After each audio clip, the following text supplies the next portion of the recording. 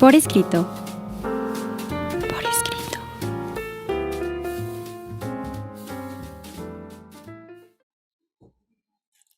Eleva tus sentidos, estamos en Radianáhuac en un programa más de Por Escrito. El día de hoy nos acompaña... Les doy la más cordial de la bienvenida a este espacio en donde las letras importan. Mi nombre es Cecilia Durán Mena y seguimos atrapando lectores para nunca dejarlos ir. Un servidor, Juan Carlos Padilla. Lalo, las redes sociales. Claro que sí, nos pueden seguir en Facebook con Revista Por Escrito, en Twitter @Por Escrito, también en Instagram en @Por Escrito. Nos pueden escuchar en Spotify buscando la palabra Por Escrito y nos pueden seguir también en nuestra página web www.porescrito.org y en nuestro canal de YouTube, Canal Por Escrito, y nos escuchan todos los miércoles a las 9 de la noche en Código Libre.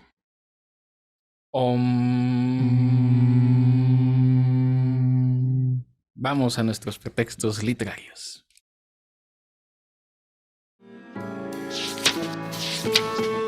Pretextos literarios.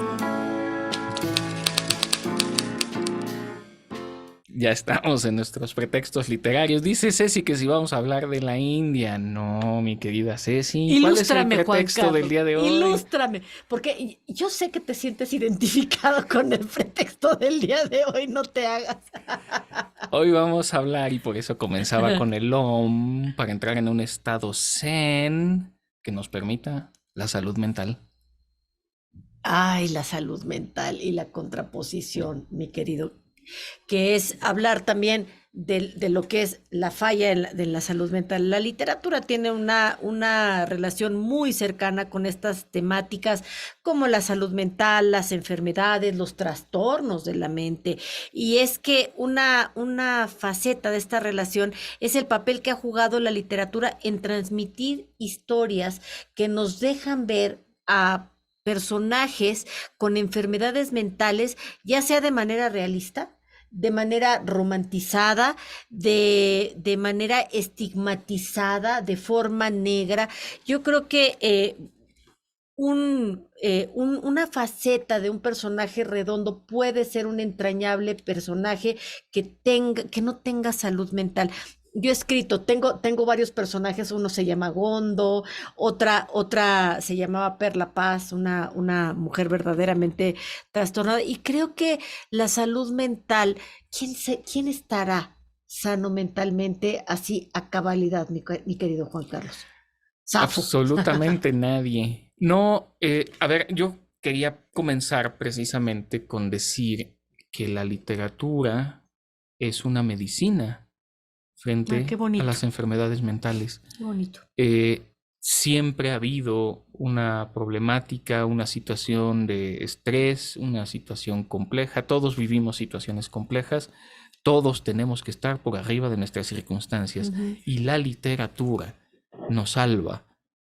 La literatura y el arte siempre salvan. Lástima que no está Raúl, porque si tú dices que has tenido personajes desequilibrados mentalmente, Raúl los tiene más. A mí me pasó un poco al revés, y no quiere decir que no haya cierta esquizofrenia en un personaje que pretendería ser un perfecto equilibrio entre racionalidad y emoción, y alguien que buscara estar en esos estados. No sé si sea posible o no. Lo que sí estoy convencido es que la literatura es una medicina. ¿Estás estresado? Ponte a leer, que estoy de acuerdo. ¿Te sientes solo? Ponte a leer. ¿Estás aburrido? Ponte a leer. ¿Estás en buena compañía y le estás pasando alegre en la casa de Acapulco? Ponte a leer, claro. Por supuestísimo. Y es que fíjate que yo creo que, bueno, además la literatura también es una forma de sanidad.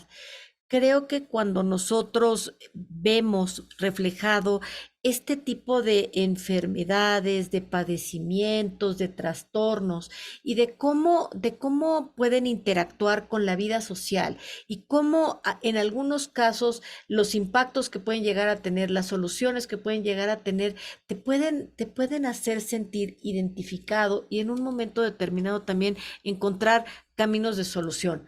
Y creo que estos grados de sanidad o de locura, pues los podemos ver en muchos personajes. Creo que a mí, de los locos que más me encantan, son los personajes, por ejemplo, como Otelo, que estaba loco de celos, o como Lady Macbeth, que estaba loca de ambición, pero mi loco favorito y mi loco entrañable será siempre Don Quijote.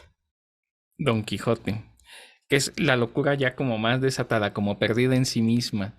Ya tendremos, porque queremos retomar también el tema de la locura en algún otro momento. Yo estaba pensando, primero me remito a la historia y veo cómo literatura e historia siempre están como relacionados, ¿no? Y recordaba a Juana la Loca.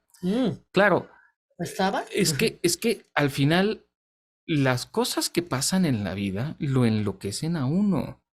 Y por eso necesitamos la literatura. Sí. Si esto ocurre en la realidad, bueno, que no ocurra en la literatura, pues sería poco probable. Y justo me gustó esta parte en el guión y sí quisiera darle esta importancia. El caso de Lady Macbeth y de Berta Rochester, que son la imagen perfecta de la locura o de la histeria femenina. Sus historias las describen como eran percibidas en la época. Por un lado tenemos a Lady Macbeth, es torturada por alucinaciones, delusiones de grandiosidad y de paranoia. Además es ignorada por su marido, por lo que asume una depresión. Y su historia concluye, pues, perdón, spoiler alert, Ni modo. con el suicidio.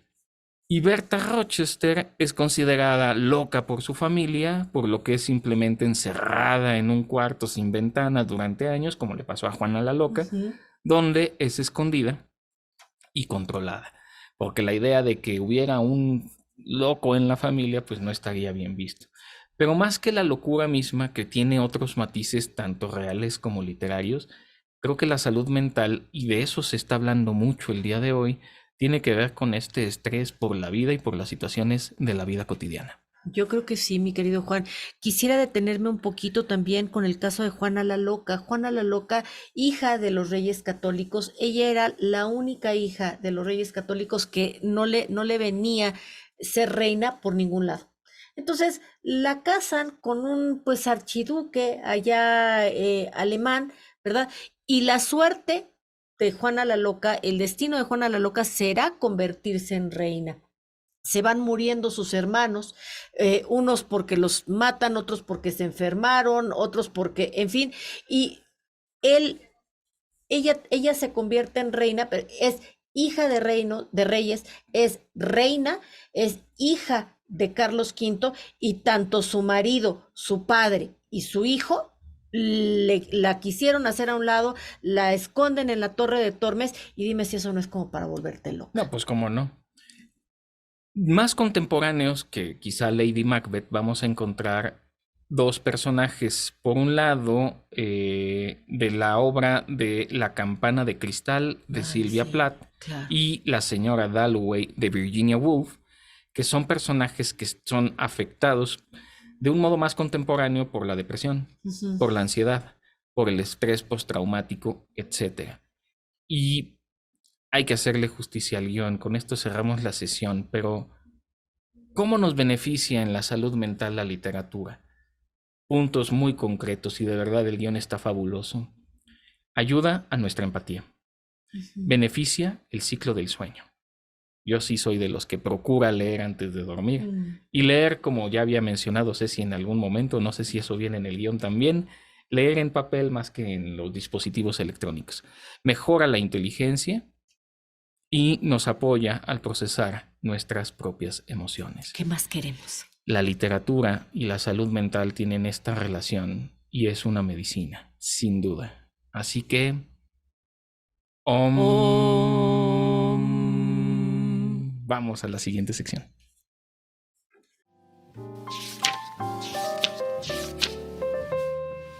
Lo desconocido.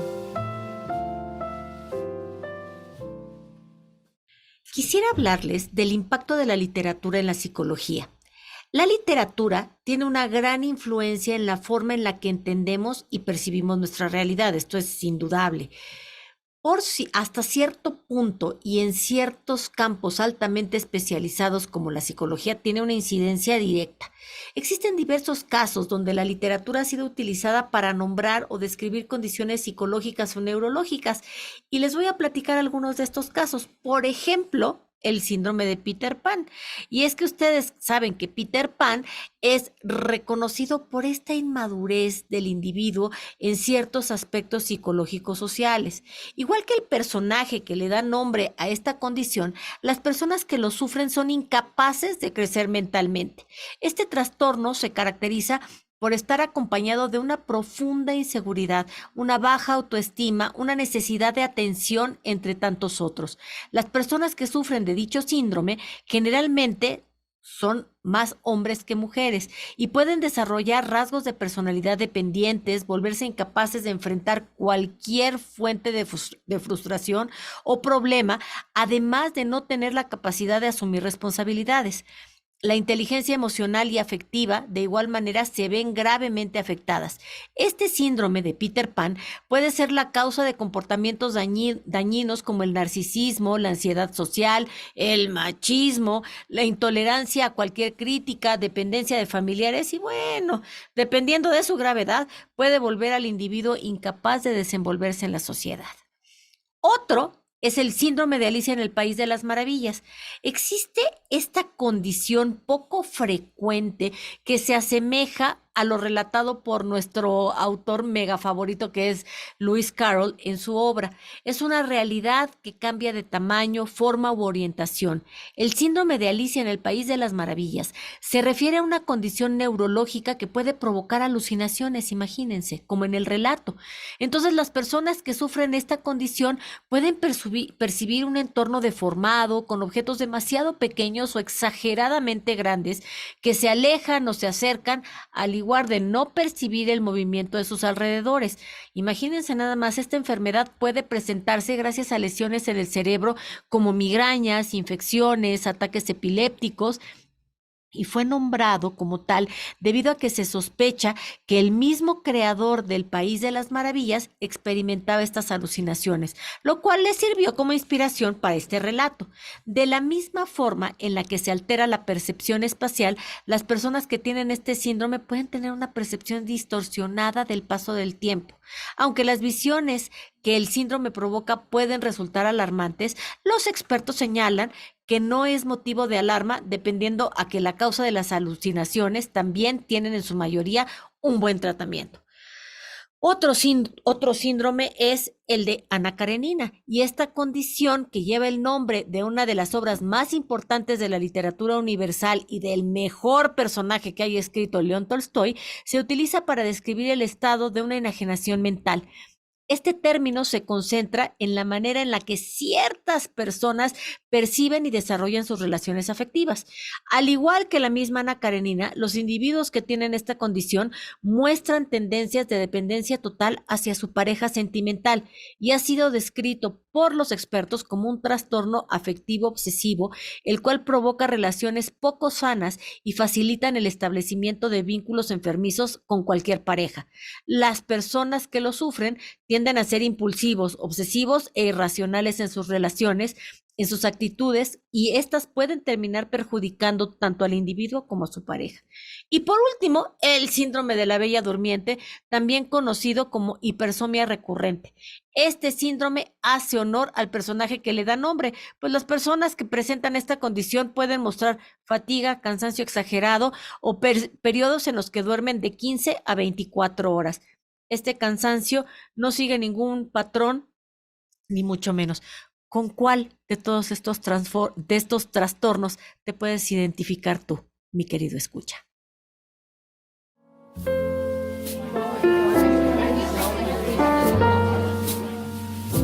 Conversaciones. Hemos llegado a las conversaciones, mi querida Ceci. Me gustaría comenzar con una idea que me resultó fascinante y para que hagamos el ejercicio también en casa, nuestros escuchas y los que nos ven también en las diferentes redes, la biblioterapia, que es una técnica terapéutica que se está convirtiendo en algo popular. Los expertos en psicología la están adaptando a ciertos pacientes que la practican. Claro, no cualquiera lo puede hacer porque se necesita ser lector para poderla practicar. Consiste en considerar la situación emocional del paciente con la de sus gustos literarios. ¿Cómo saldríamos evaluados, mi querida Ceci? Pácatelas. Hablando de salud mental, porque a lo mejor somos insanos mentalmente por las cosas que leemos. Híjole. Bueno, ahí te voy. Nada más para que me des una terapia. ¿Cuáles son mis personajes y mis lecturas favoritas? A ver, uno de mis personajes favoritos sin duda es El Quijote de la Mancha. Ya te dije que estoy bien loca, ¿no? Pero una de mis novelas favoritas es Lolita de Nabokov. Imagínate nada más lo que eso diría de mí, por el amor de Dios. ¿Y sabes a quién? O sea, ¿quién es un personaje que verdaderamente me chifla y me cae súper bien? El sombrerero loco de Alicia en el País de las Maravillas. Me encanta, es un súper anfitrión, hace que la gente haga como él dice, anda o sea, me fascina porque es un loco muy, muy cuerdo. Así me gustaría ser de loca, loca cuerda. A mí me gusta, y lo sabes, mucho mi novela favorita, y creo que lo seguirá siendo, El jugador de Dostoyevsky. Su personaje Dios. principal, Alexei Ivanovich, hace todo lo que a mí me gustaría hacer, pero no me atrevo a hacer. Que es vivir al límite, que es vivir Sí, en el qué miedo. momento, que es poder derrocharlo todo en una sola apuesta. A mí me parece fascinante. Uf. Ahora me he vuelto, y siempre me había llamado mucho la atención, el espantapájaros de Alicia del Mago de Oz. El Mago de Oz es bien padre. Yo no había leído El Mago de Oz, lo leí, voy a decir, en una versión que está resumida y de hecho orientada. Yo no lo sabía cuando empecé a leer el libro, a través del espantapájaros. Pero me gusta el espantapájaros porque siempre quiere ser inteligente y no se da No, cuenta güey. que en realidad, porque aunque el Mago de Oz le va a poner ahí un cerebro de lo que sea, él siempre se comporta de manera inteligente porque Sí. es muy observador. Y me gusta mucho. Creo que me identifico mucho con el espantapájaros del Mago de Oz. Híjole, es que, y de verdad, si por ahí nos vamos a ir como sacando punta de nuestra salud mental, híjole, bueno, y entre escritores, mi querido Juan Carlos, no todo, o sea, no todos han gozado de esa cordura, de esa salud mental. Pensaba en esto que tú decías de la campana de cristal de Silvia Plath. A mí la historia de Silvia Plath toda la vida me ha parecido así como que muy fuerte, entrañable, porque, pues, aunque ella, bueno, siempre fue conocida por su poesía y además era una mujer muy bonita y fue una mujer también muy atrapada, pues, en los vicios de su tiempo. En esta novela que ella tiene, La campana de cristal, pues casi podríamos ver a la protagonista como un alter ego de la propia autora, y ella va a estar señalando, y eso es lo que me parece muy importante, muy rescatable de esta novela, todas las condiciones de las personas, o sea, ¿qué le lleva, qué sociedad te lleva a perder la cordura? ¿Cuáles son estos aspectos culturales, sociales, de convivencia que te llevan a que se te bote a que se te bote la canica? Queremos saber qué estaba sucediendo en esa época de los años 60. Lean a Silvia Plath. Bien, quiero platicar de dos personajes de la literatura que quizá deberíamos hacer un estudio sobre su situación mental. Estoy hablando de Dr. Jake. ¿Qué se necesita padecer mentalmente para, uno, crear una fórmula que te transforme, y dos, seguirla tomando porque de alguna manera te satisface la bestialidad que hay dentro de ti? Sí, claro. Se necesita estar muy enfermito mentalmente para eso. Sí, Robert Y Stevenson, dos, qué bárbaro. Dr. Frankenstein. Bueno, ¿Qué se necesita mentalmente para tratar de traer a la vida, a través de pedacería, a un ser, pues, que no va a ser el ser que se te fue? Es una realidad. el amor, Juan Carlos. El amor, El pero amor. no, el amor, no todo amor es sano. No, Mentalmente. no, sin duda no. A mí me parece por eso que todos estos ejemplos que nosotros tenemos en la literatura, de estos loquitos, de estas personas que están trastornadas o de estas personas que están sumamente tristes, de repente te llevan a sentir eso que tú decías al principio del programa, empatía, dolor, porque sí podemos sentir el dolor de Otelo, sí podemos sentir y podemos o no despreciarlo, ¿eh? Podemos o no despreciar a Lady Macbeth, podemos o no morirnos de risa con el sombrerero loco o entender esta locura que tiene Don Quijote que después le va a ir transmitiendo a Sancho, pero todo esto lo que abre son puentes hacia el otro, hacia el diferente, hacia el que piensa no como yo, que no puede ver lo mismo que yo. Hay una obra, El perro de, ay, se me fue ahorita el título, de un chico con Asperger. Entonces ves la relación entre una mamá que está desesperada porque este chico tiene un Asperger muy avanzado y empiezas entonces a entender por qué una mamá se puede sentir cansada, por qué una mamá se puede sentir frustrada, por qué una mamá tiene ganas de abandonar su casa y dejar a una criatura que todo el tiempo es muy demandante y también sientes esta empatía por la criatura tan enferma y te abre posibilidades para entender lo que es el Asperger. Me voy a ver un poquito académico, espero se entienda bien porque de aquí podemos empezar a hacer análisis de otros personajes. En la tesis doctoral, Ceci lo sabe, algunos radioescuchas también, trabajo el tema de aceleración social. Y el tema de aceleración social sí, de alguna manera se relaciona con posibles enfermedades por aceleración social. Quiero clasificarlas primero como síntomas, cosas que todos padecemos constantemente. Angustia, ansiedad, apatía, estrés y somatizaciones. Son síntomas de posibles trastornos mentales. Solo son síntomas, no hay todavía nada grave. Ya lo que se está convirtiendo en una enfermedad por aceleración social es la asedia, que se define como la pereza espiritual o apatía por la vida. La anomia, que es un trastorno en la conducta por falta de adaptación social. El síndrome el que le llaman TDA, trastorno por déficit de atención e hiperactividad. El borderline personality, el burnout syndrome, la depresión, la histeria, la information fatigue syndrome, que esto es algo que padecemos los profesores, que luego andamos de ñoños y estamos leyendo y queremos comernos todos los libros, también nos fatigamos de tanta información. Sí, claro. Melancolía, que era considerada en su momento una enfermedad, hoy quizás sería nada más un síntoma. La neurastenia y el síndrome de represión y negación son algunos de los que he desarrollado porque sí estoy interesado en desarrollar más este tema a nivel aceleración social. Pero aquí es donde podemos encontrar algunos personajes. Ahorita voy a hablar de uno de Herman Melville.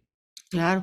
El libro al que me refería hace ratito es El curioso incidente del perro a medianoche, que es esta relación de madre-hijo, padre-hijo, con un chico con Asperger. Y fíjate que quiero recomendar el libro de Deja escapar a los lobos de Carol Rivka Berndt. Esta obra explora las relaciones personales, por eso me acordé de ansiedad y duelo. Qué combinación más terrible. La historia va a seguir a una niña, a una jovencita introvertida, muy tímida, incomprendida, que tiene mucha dificultad al relacionarse con otras personas, menos con su tío. Entonces, este pariente, que es el más cercano y además su mejor amigo, se va a morir por causa de una enfermedad que el resto de su familia se niega a discutir.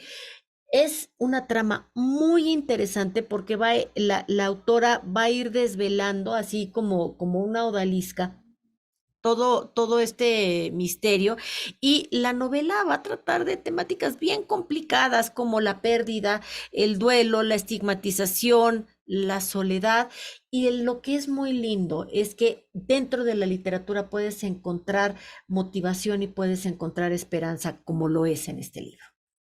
Hay un pequeño cuento de Herman Melville o un relato corto que se llama Bartleby el escribiente. Ay, sí es cierto. Es muy ignorado y muchos dicen pues es que no tiene ningún chiste un personaje que de repente dice que preferiría hacer otra cosa. Es un clásico godín de oficina al que le piden hacer siempre cosas y se niega a hacerlas. pero no es un rebelde. Él está ya en un estado de salud mental como el burnout. El burnout es el síndrome del trabajador quemado. Ya no quiere hacer nada, ya no puede hacer nada. A mí me sorprende porque haciendo mis investigaciones, resulta que hay más burnout en Suecia, donde se trabaja de 4 a 6 horas, Ujú. que en México, donde si nos dieran una hora más, buscaríamos otro trabajo. Híjole, sí. Pero aquí Sí. hay un gran personaje con un trastorno súper contemporáneo que es Badelbay, el escribiente de Herman Melville. Sí, yo quisiera también, me hiciste recordar un poquito, por ejemplo, a Saramago, que también él cuando estaba trabajando era pues, el típico oficinista, que ya estaba hasta el cepillo y luego mira la maravilla que escribió, ¿no? La soledad de los números primos, ese te gusta a ti. No lo he leído, pero sí, pobres números primos. De Paolo Giordano. Esta es una obra que aporta una perspectiva innovadora en la literatura de la salud mental. Es la de un físico teórico, que es el propio Paolo Giordano, que nos va a presentar la historia de dos personas con pasados traumáticos que van a formar una inusual y muy invaluable amistad. Y a través de estos personajes se va a explorar otra vez esto de lo que tú hablabas, la soledad, que es un problema contemporáneo muy, muy fuerte, el aislamiento, la depresión, y lo que busca es demostrar que estamos verdaderamente solos y que no deberíamos de caer en esa soledad. La soledad de los números primos, Paolo Giordano. Así comienza una novela. Cuando ya no cupo duda de que Yegor Timofevich Porasamtev, el subjefe de la oficina de la administración local, había perdido definitivamente la razón, se hizo en su favor una colecta que produjo una suma bastante importante y se le recluyó en una clínica psiquiátrica privada. Así comienza la novela Los espectros de Leónidas Andreyev. Uf. Es el relato visto desde Rusia de un psiquiátrico, donde el personaje va a entrar ahí un poco como camillero, y tratar de entender a los pobres enfermos, que en muchas ocasiones, y esto también es muy histórico, finales del 19, pues estaba perfectamente mal empleada la medicina, la lobotomía y una serie de cosas que pues, están relacionadas con toda la onda freudiana. Pero muy interesante ahora que veíamos qué tipo de obras te han influido. Bueno, a mí me ha gustado mucho Leónidas Andreyev y esta novela de los espectros habla específicamente de unos enfermos en un sanatorio en un lugar perdido allá en Rusia. Qué barbaridad. Fíjate que yo quiero referirme a una novela que no ganó el premio, fue finalista, y es Alegría, de Manuel Vilas. Yo creo que uno de los comienzos más pensados, más cuidados de una novela la tuvo Manuel Vilas, y es que es una persona que tiene síndrome de atención. También se le nota que está como muy, muy, muy perturbado, y al final de la novela te va a decir de qué está enfermo. Y desde su corazón y desde su memoria, él va empezando a arrastrar todos los años del pasado, o sea, es una estructura muy interesante porque desde el futuro hace una retrospectiva y entonces va narrando toda la evolución de lo que después nos daremos cuenta que es su enfermedad. Alegría no fue la finalista, no fue la ganadora, fue la finalista de este premio. Fue publicada de Planeta de Libros, fue publicada en el 2019, una obra verdaderamente maravillosa en la que el show don't tell se nota, pero por todos lados. Voy a comenzar la narración de otra novela, también un relato corto. En el patio del hospital hay un pequeño pabellón circundado de un auténtico bosque de bardana, ortigas y cáñamos silvestres. Tiene el tejado herrumbroso, la chimenea semiderruida y los peldaños de la escalinata podridos y cubiertos de maleza. En cuanto al revoque, solo queda algún vestigio. La fachada principal da al hospital, la trasera al campo, del que la separa una valla gris erizada de clavos. Estos clavos puestos de punta, la valla y el propio pabellón, tienen ese aire peculiar de tristeza y maldición que solo se advierte en nuestro edificio sanitario y penitenciarios. La sala número 6 Uy, de Anton Chekhov. wow. Así comienza otro relato de gente que está recluida porque su sanidad mental está mal. Ahora, ¿cómo vamos a sanar a un enfermo mental si lo recluimos con otros enfermos mentales? Eso es algo que tardó bastante tiempo en poderse recuperar. Estoy de acuerdo. Yo quisiera también referirme a otra novela contemporánea, Eleanor Oliphant. Esta novela de Gail Honeyman ganó el premio Edimburgo a novela. Es una novela muy bien narrada, está narrada en primera persona y se trata de una persona autista que está narrando su historia. Y es una novela entrañable. Nunca se dice el nombre de la enfermedad y tú como lector lo vas desentrañando. Entonces necesitas ser un lector bien inteligente y eso es bien padre, que el autor confíe en la inteligencia del lector para poder descifrar cuál es la enfermedad mental que tiene el narrador. Como yo confío en mucha gente que ha leído esta novela, yo no lo he hecho, Raúl entre ellos, pero que vale la pena resaltar ahorita. Un psicoanalista con una larga experiencia y una tranquila vida cotidiana, este señor, el señor Starks, tendrá que emplear toda su astucia y rapidez para que en 15 días logre averiguar quién es el autor de una amenazadora misiva que promete conocerle la existencia imposible. Estoy hablando de la novela El psicoanalista de John Katzenbach, que ha sido un autor bastante leído, bastante premiado y que también nos habla de situaciones mentales drásticas. Y que te pone con los pelos de punta, porque además de todo, el psicoanalista tiene que resolver el acertijo para que no lo maten. Eso me parece a mí de una lucidez maravillosa. El demonio de la depresión, Andrew Solomon. Este es un libro sumamente reconocido, no solamente por su gran narración, sino por la forma tan honesta en la que describe la depresión.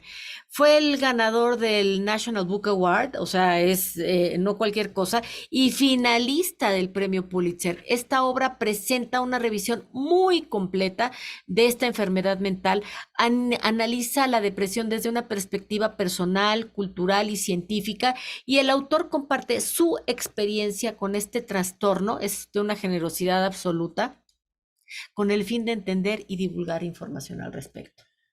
De alguna forma, las enfermedades son propias de su tiempo. Y estoy pensando ahorita en Freud, que estamos a finales del siglo XIX, principios del siglo XX, cuando se creía mucho en los espíritus que venían del más allá. Uy, sí. Pensemos que Francisco I. Madero era espiritista. Sí. Se creía en la magia, se creía en una serie de cosas. Y por eso quiero recomendar, la serie de Freud está un poquito rara. Así Y una está que no raro. he visto es la de El paciente, está en Star Plus. Es un asesino que captura a un psicólogo para que le ayude a curarse. Pero primero lo empieza a tomar como terapia y luego lo secuestra para que le ayude. Entonces se pone la cosa un poco al límite. Hay una serie de series de televisión, pero también de películas que voy a citar muy rápidamente porque se nos acaba el tiempo. La raíz del miedo, un método peligroso sobre la vida de Carl Jung. La isla siniestra con Leonardo DiCaprio. Tenemos que hablar de Kevin, hay que tener estómago para ver esta película, pero es un niño muy trastornado que hace una serie de locuras. Así está. Alguien voló sobre el nido del cucu, o más bien conocido como Atrapado sin salida, que es una de las poquitas películas que ha ganado los 5 más importantes premios, que son película, dirección, actuaciones y guión. Esas serían, solo 5 películas han logrado eso.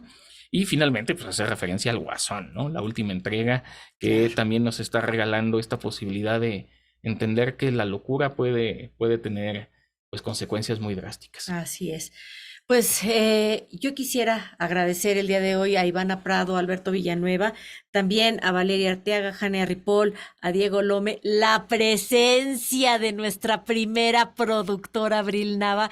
Muchísimas gracias. Síganos acompañando en este programa en donde las letras importan. Seguimos atrapando lectores y escritores para nunca dejarlos ir. Un servidor, Juan Carlos Padilla, se despide agradeciendo a toda la producción y deseando que su vida literaria sea gozosa. Ultimátum. Todos tenemos un profundo anhelo de entendernos a nosotros mismos y ser entendidos. Lori Gottlieb.